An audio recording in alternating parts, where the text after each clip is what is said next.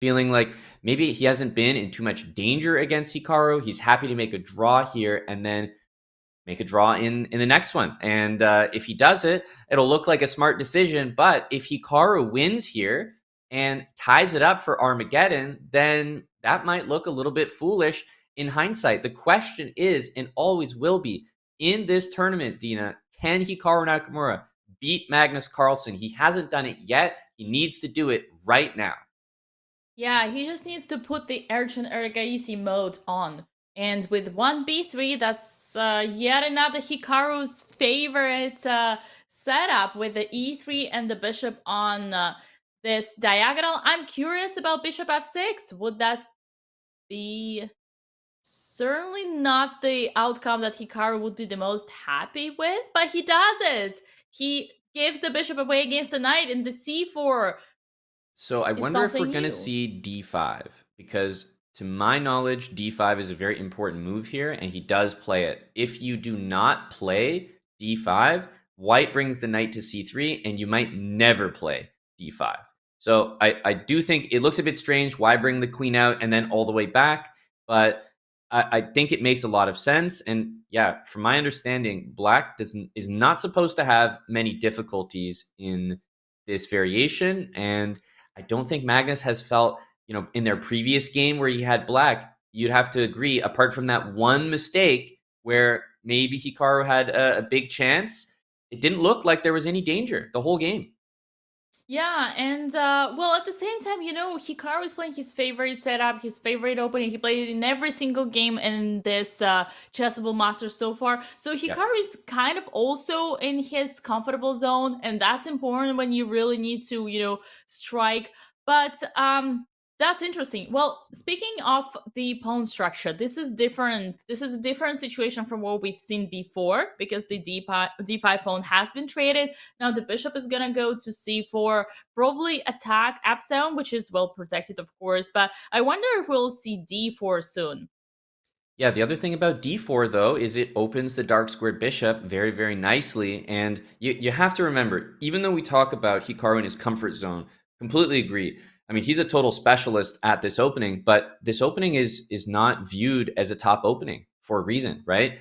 You're not playing this opening for a significant opening advantage. In fact, you can see that the engine is even, of course, around equal, but even teetering in black's favor.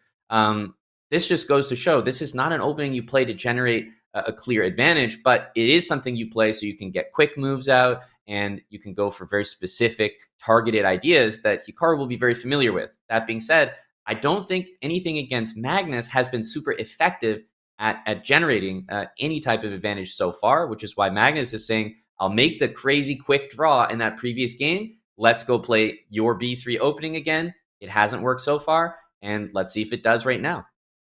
Yeah, and I was just gonna say it's fascinating how Hikaru can easily outplay all those little kids that he has done here at the Chess World Masters, but not Magnus Carlsen.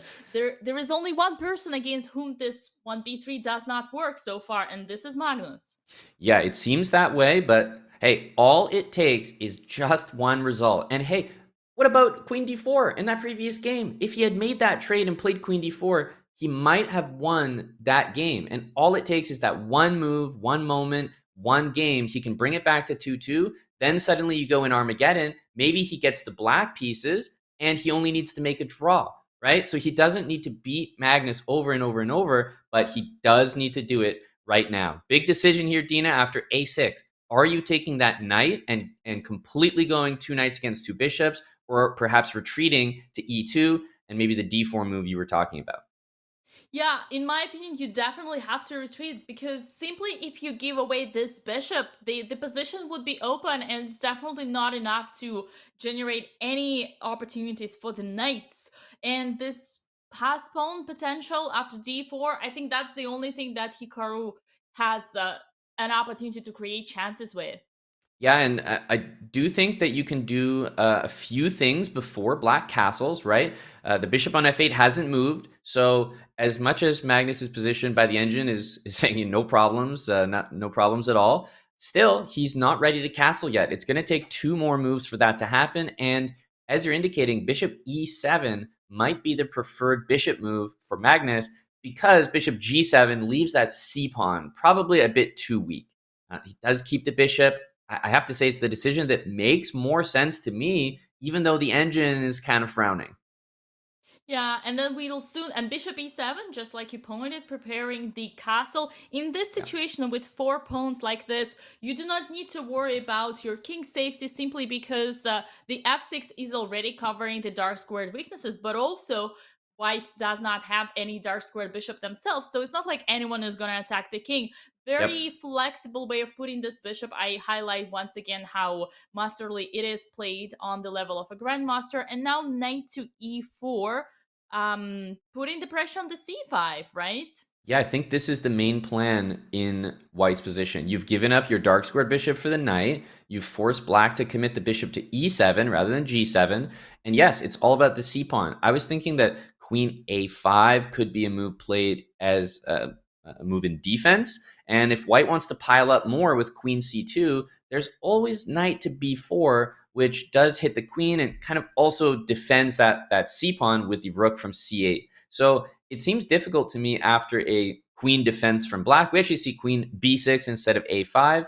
It seems difficult to add more pressure to this pawn other than the d4 move that you keep talking about.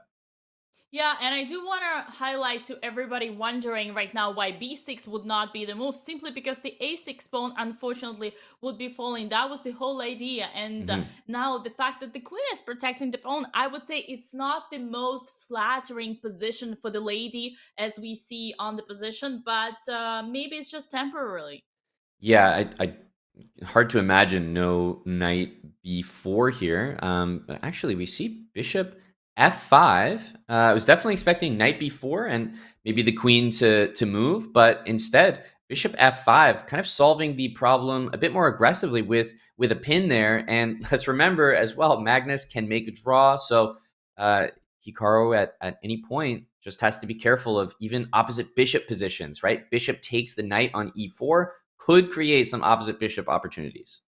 Yeah, I think in that case, Hikaru would have to go all in on the king using this e-pawn, this new e-pawn, in order to trade the f6, the defender, as I already mentioned. But I do want to say something positive about this position and Hikaru's situation. I do believe he has more chances right now to get the game rather than compared with the game number 2 where Hikaru had white Right. pieces. Right. That's fair. There's a little bit more going on. Now, he's probably objectively taken a worse position here compared to last game in order to have those chances. But if you're in a must win game, I agree that that's probably the position you should be in. Yeah, and now the knight is on your favorite b4 square. a3 obviously is happening. Knight rerouting to d5. Now knight d2. Very nice way of putting the knight. Preparing knight c4, kicking the queen. But you gotta be careful. b5 is gonna be on the way. Yeah, the queen can actually go pretty nicely to the a7 square if it gets attacked. I would probably choose that over c7 just because c7 walks onto the c file, kind of dangerous with the rook there. And I'm looking at d4 and b4. So yeah, if the queen drops back to, and okay, it does go to c7. I was really confident in queen to a7 as a move there. And now we see this blue little sneaky arrow suggesting d4, and Hikaru does it, opening the c file for the rook.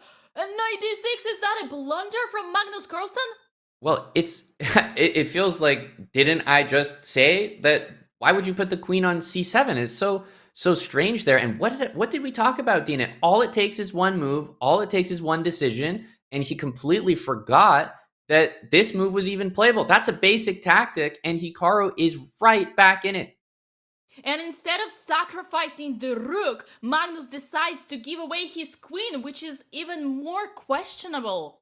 Yeah, I have to say I do agree with giving up the queen at this point because it feels like it's such an elementary win if you're just up the exchange. But at least here, there's an imbalance, and there are some positions where you just can't really break through. So, and we see it's this is a fight, Dina. This is absolutely not game over or anything. Those are some very strong bishops, very strong rooks for Magnus. And despite the mistake, is this reminding you of their previous match? Do you remember when Magnus just blundered the entire piece and then Hikaru was still losing down a rook, right? He had an extra rook. I'll be honest with you, Aman. I do not want to remember that. There's probably one person in here who doesn't want to remember either, but it is reminding me exactly of that. Magnus blunders, and yet still it's almost equal. Crazy. And what just happened? We were just processing the queen sacrifice, but look, right after Hikaru plays this queen d4, and look at the evil bar. It doesn't like it. Apparently, after bishop e5, black is back to the game. Yep. Queen does not have good squares to go to, right? Queen on a7. I'm starting to get concerned as to whether the queen actually has a path out, but of course has to, right? There's no way we're not that we would get trapped and lose the game, but obviously a repetition also ends this match. So you have to be so careful that your queen actually has an escape route.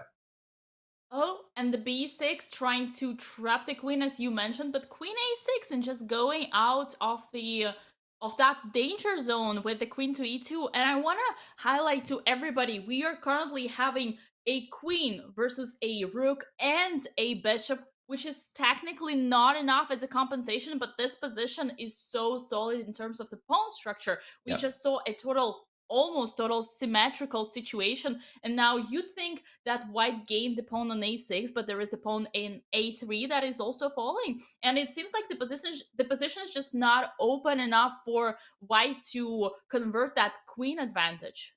And there's something important to point out about this imbalance is that if the pawns on b3 and b6 disappear, the chances of a draw are much, much higher. Usually, if you have the extra material, you want to have pawns on the side of the board. You want to have the threat of a potential queen. So the fact that there was two pawns on the queen side for both, and there might become zero, is really good for Magnus Carlsen's drawing chances because you just want to eliminate things and imagine that we trade every single thing that's equal in this position. Dina, it's going to be the queen against the rook and the bishop, and that's not going to be enough to win.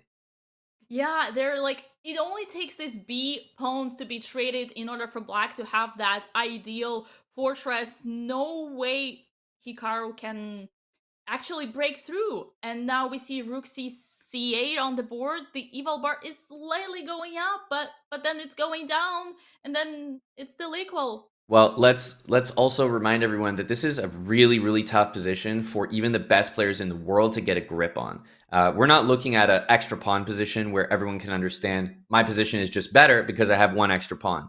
This is a position where black could also be better as well, right? You have an imbalance where the minor pieces and the rooks can actually play really really nicely together. And look at the evaluation. Magnus is better. What just happened with this rook on e1 and the queen on f1 and the king on g1? It only takes bishop to h1 and knight to b1 to declare a freestyle begin. Yeah, I don't think he's going to be too excited about this position. He also knows after b5, it took away such a key c4 square from himself. He's moving the bishop back so he can maybe threaten f4, but Magnus is pouncing on this position. He knows that he can eliminate that b pawn if the knight has to move, and it's Hikaru who's shaking his head because that's the pawn disappearing. It's not even, I mean, the queen's almost trapped with bishop c4. I'm telling you, bishop h1 is the move. That's incredible. That's incredible. Bishop c4 is such an incredibly strong move here. It literally wins the entire queen. So your bishop h1 is such a sad concession, but it might be necessary. The b pawn is going though. Hikaru's got that extra queen, but it's been him who's been being outplayed. Yep, and that's honestly a little bit sad to me, but we do still have some hope here for Armageddon if Hikaru manages to open up the king, which he is doing right now with this f4 move, targeting the e5, and just hoping to get some checks on the dark squares. Remember, all it takes for the queen is to have an activity. Yeah, he's definitely trying here, but there are so many ways for black to lock down this game. And speaking of lockdown, the move e4 does exactly that. b4 would be such a devastating shot. But I would say, yeah, rook a2 is more natural because he wants to bring the other rook down to d2, and then there's all the threats in the position. Ouch. Even if you play bishop to e4, oh, f6, okay, attacking the king, hoping for the king g8 and queen c8 checkmate. Yeah, Hoping on basically a prayer there. King goes back to g7, and although there's queen e5 picking up the knight, you're also dropping your bishop on g2. And walking right into a checkmate into. Yep. And also, if the king moves, white can make a draw by repeating. I think that's why Hikaru is kind of, just grimacing. He's not happy. He knows that if black, just moves the king back and forth and white checks with the queen, yeah, congrats. You made a draw from a bad position, but Magnus is more than happy with that. Yeah, I was even thinking about, taking the pawn on e4, knight takes, queen takes, and then sacrificing the rooks with rook g2, forcing the exchange endgame for white, which would not be winning. But this is not happening. Queen f4, queen c7. Are we gonna see a perpetual? Well, yeah, obviously the eval bar is saying, wait a minute, what are you doing? You're ruining this position. But Magnus he's aware of the match situation. He knows that queen f4 is going to be 3 times after king back to g7. And yeah, he's completely happy with that. I think maybe after queen f4, king g7, he could play one more move. I'm not sure if it's exactly 3, but Hikaru, does he have better? I mean, I just can't even see any reasonable attempts here. He's worse. And his time is also expiring. That could be the end of the Chessable Masters Yep. 2025 It, qualifier number 1. It definitely looks like there's just no winning against Magnus Carlsen this event for Hikaru Nakamura. Well, the bright side is that most likely, as you mentioned, Aman, they both are already qualified for the Esports Cup, but we would love to see just yet another game, yet another Armageddon at the very least. Yeah, and this is kind of what I was expecting. He has one more move, but look how much time he's spending. I think this is more of a mental thing at the moment. We've definitely been there as chess players. You know that things are slipping away. His time is so low that even if he tried to play on here, he would probably lose on time. So at this point, it's just coming to terms with the result and realizing that even with that Magnus Carlsen blunder, stone cold blunder of knight d6 earlier, as time takes down, I think he will probably claim this draw. Yep. And ladies and gentlemen, Magnus Carlsen wins the Chessable Masters 2025. That's it. Team Liquid over Team Falcons in this one, and we are very likely going to see the rematch of that in the Esports World Cup. Do not fret. Hikaru and Magnus have more than punched their tickets in all certainty.